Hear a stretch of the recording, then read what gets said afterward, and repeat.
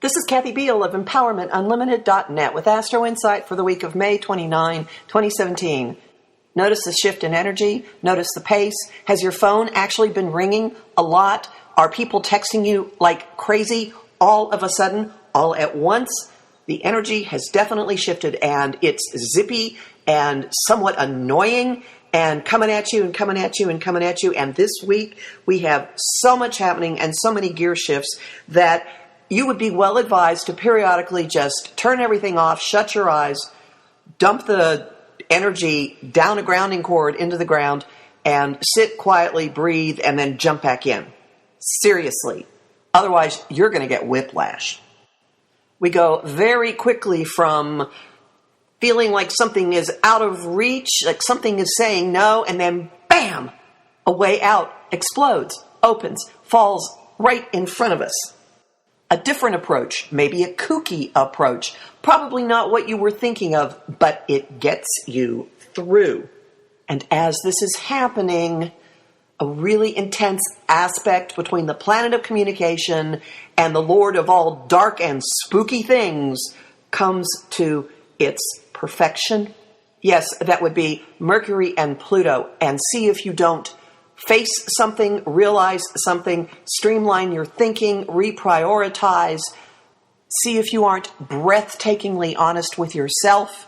If you don't have a conversation or a communication with someone that is more intimate and revealing than perhaps you have ever dared before. And tie whatever this is to the beginning of May. At the beginning of May, Mercury was hanging out with Uranus, and it was Epiphany Central. Different ways of looking at things, shocking information, breaks in our perspective, thinking about stuff in ways we never ever thought we would. Very anxious, highly electric, physically probably quite uncomfortable. And now as we end the month, Mercury is having an easy flow with Pluto, and we take whatever the opening in our perspective or the strange information or the epiphany, realization, whatever, from the beginning of the month, and it turns into fuel for a deeper, streamlined, more focused, perhaps refocused approach, thought, perspective, message, communication. If you have been grappling with some long-standing issue, if you've been in therapy, if you've been working on yourself, this could be a major stage of getting clear and free. You know, we're never quite done, really, but this is a big milestone, potentially. Right after that, desires, matters of the heart, something having to do with money and worth, starts to solidify, lock in, take form, find a container in which it can live and grow. And right on the heels of that, possibly starting before the solidifying fully takes shape, breakthroughs of the heart, breakthroughs of desire, freeing us from thoughts, patterns, teachings maybe that have held us back, limited our ability to have what we truly desire, limited us in relationships, limited our sense of our worth. Something blows up, something opens up, and we and situations are permanently changed, which has us thinking, well, if X happened, why not X to the 10th power? Why not X to the 100th power? Why not X to the 1000th power? So we then have a frenzy of dreaming bigger and bigger and bigger and bigger. And for those of you who know much about astrology, that should smell like Jupiter's in the house, the guy who likes to up the ante of anything he touches. And I would encourage you, as we move toward the weekend, to take the approach of, if that's possible, what more? How could this possibly be better, bigger, grander, more fun? And just play with it. Be utterly outrageous in the way you're viewing things for yourself.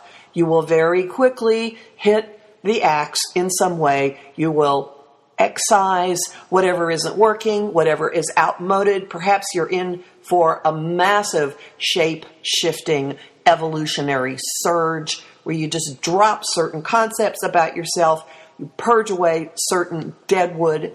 And again, stuff that does not belong to you or serve you anymore. And by stuff, I mean things in your energy field, concepts, limitations, the little phobias that come out late at night when you're really tired or you're really hungry or you're really strung out or you have had just a bit too much to drink.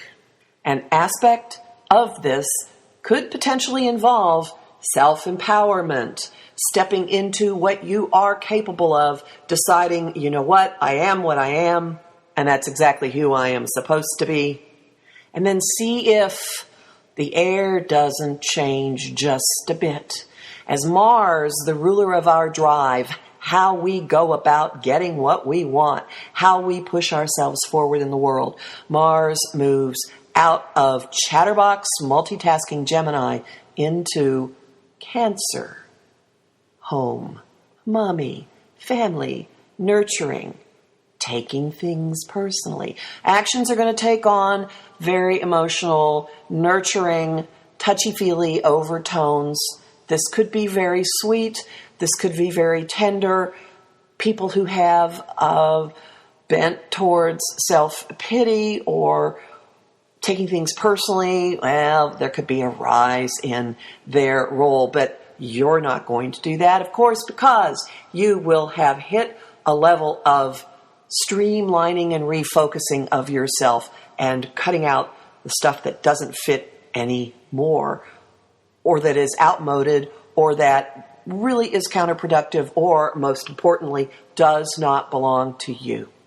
Crazy week, ultimately an empowering week, and we will all have earned our jelly donuts by the weekend. Homing thought of the week, keep your knees loose. Song of the week, I have two. I Am What I Am from La Cage aux Folles, and Home is Where the Heart Is by Sally Fingerette. Might take some looking for you to find that one, but I bet it touches you.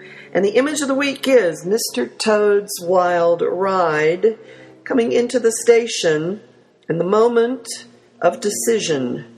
Do you get back in line and ride it again? You'll find more information in my forecast for June, which will be up by the 1st or 2nd. I'm running a little late. At my site, empowermentunlimited.net, where you can sign up for my mailing list and book a session with me. Talk to you next week.